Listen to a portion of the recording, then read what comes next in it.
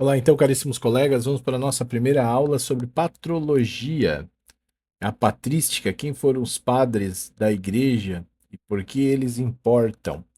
Lembrando que essa aula não substitui a aula do professor, nem muito menos a leitura da apostila. Vamos começar pela pergunta central da matéria: qual é a importância dos padres da igreja e para os nossos dias? E junto com isso, outra pergunta: por que estudar a patrologia patrística? A resposta é bem bonita. Estudar esse tema é voltar às fontes da Igreja Antiga, é olhar para os primeiros séculos do cristianismo e perceber como a fé foi sendo explicada, defendida, ensinada e vivida. Não estamos falando apenas de nomes antigos ou textos velhos. Estamos falando de homens que ajudaram a Igreja a compreender melhor a sua doutrina, a sua tradição e a sua missão. Agora vamos distinguir duas palavras que parecem iguais, mas não são. Patrologia é o estudo mais histórico e literário dos autores antigos cristãos, ou seja, ela estuda a vida, a obra e o contexto desses escritores. A patrologia olha para quem eles foram e o que escreveram e em que momento da história viveram. Já a patrística está mais voltada para o conteúdo das ideias e das doutrinas. Ela se interessa mais pelo pensamento desses autores, pelos seus ensinamentos, pelos aspectos dogmáticos, filosóficos e exegéticos. Dito de forma bem mais simples, né, ou bem simples, a patrologia olha mais para a vida dos escritos e a patrística olha mais para as ideias e a doutrina. Uma é mais histórica e a outra é mais teológica e doutrinal. Mas afinal, quem são os padres da igreja? Segundo a apostila, são aqueles santos, escritores e mestres dos primeiros séculos que, com a força da fé e a riqueza do ensinamento, ajudaram a gerar e formar a igreja. Eles são chamados de pais porque ajudaram a transmitir a vida da fé à comunidade cristã. Em outras palavras, eles foram como grandes mestres espirituais da igreja nascente. O texto também mostra que a palavra pai, no ambiente bíblico e cristão antigo, não era apenas um título afetivo. Ela indicava alguém que gera na fé, alguém que ensina, alguém que transmite a verdade recebida. Por isso, mestres e bispos podiam receber esse nome. Mais tarde, esse título ficou ligado especialmente àqueles autores reconhecidos como testemunhas autorizadas da fé cristã. Outro ponto muito importante é a relação entre os padres da igreja e a tradição. A apostila explica que a doutrina dos padres está intimamente ligada ao valor que a igreja dá à tradição. Aqui é importante entender que tradição não significa apenas costumes humanos. No sentido cristão, tradição é a transmissão viva da verdade revelada por Cristo aos apóstolos e continuada na igreja. O texto até lembra que a tradição da Sagrada Escritura formam juntos um único depósito de revelação cristã. Ou seja, a fé da igreja não nasceu do nada. Ela foi sendo transmitida, guardada, ensinada e aprofundada. Nesse processo, os padres tiveram um papel enorme. O material também mostra como o conceito de padre da igreja foi sendo construído ao longo do tempo.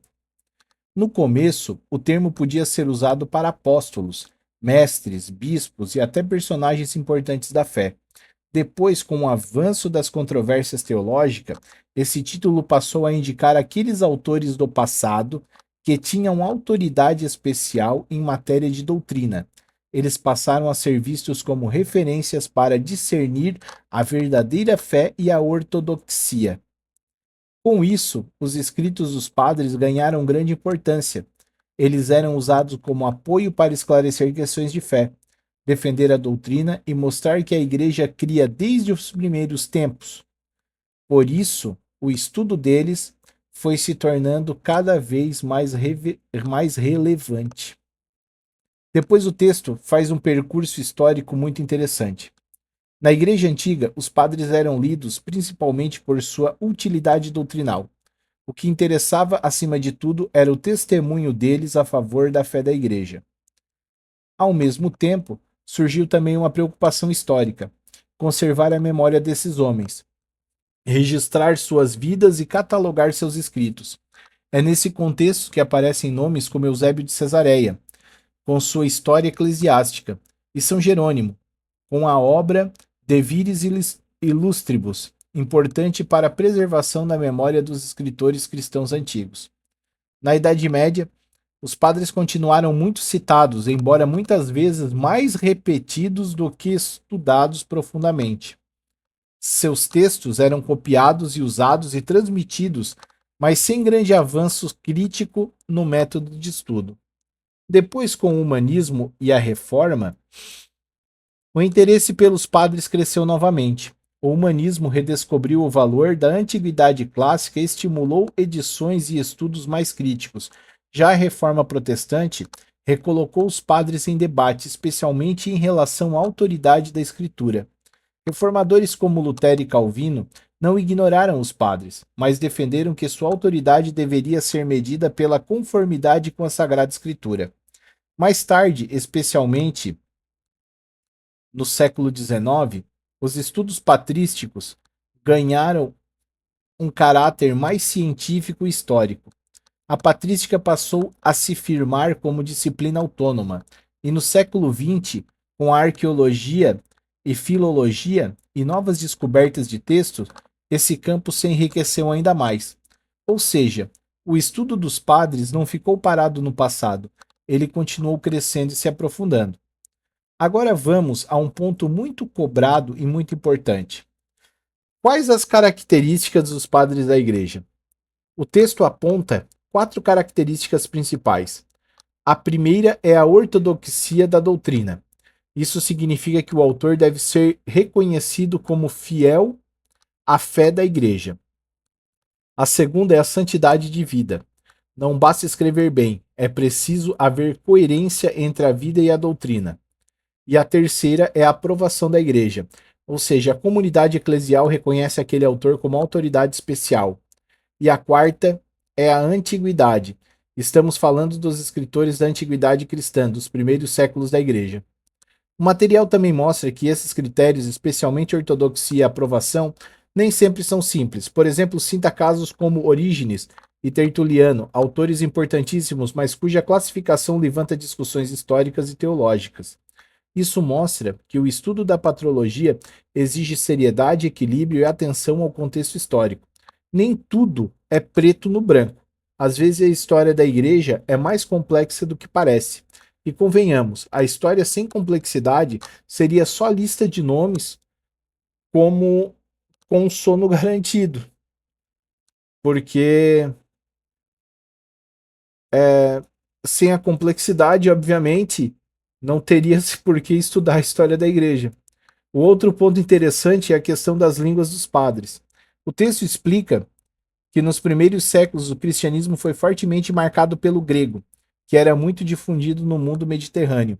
Depois outras línguas ganharam espaço, como o latim no ocidente e o siríaco, copta e armênio em outras regiões. Além disso, muitos autores escreveram em grego koiné, a forma comum da língua grega, usada no período helenístico.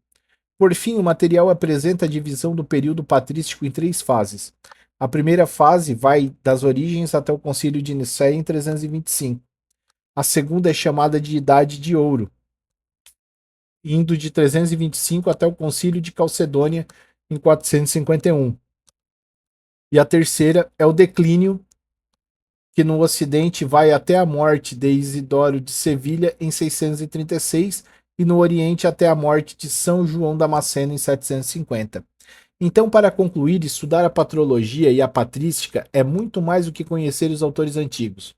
É voltar às raízes da igreja e compreender como a fé foi transmitida, como a doutrina foi amadurecida e como a tradição cristã foi sendo construída ao longo dos séculos. Os padres da igreja continuam importantes porque ajudam a igreja de hoje a permanecer ligadas às suas origens. Elas são testemunhas da fé, reflexão teológica da vida espiritual e da continuidade da tradição cristã. Muito obrigado a todos.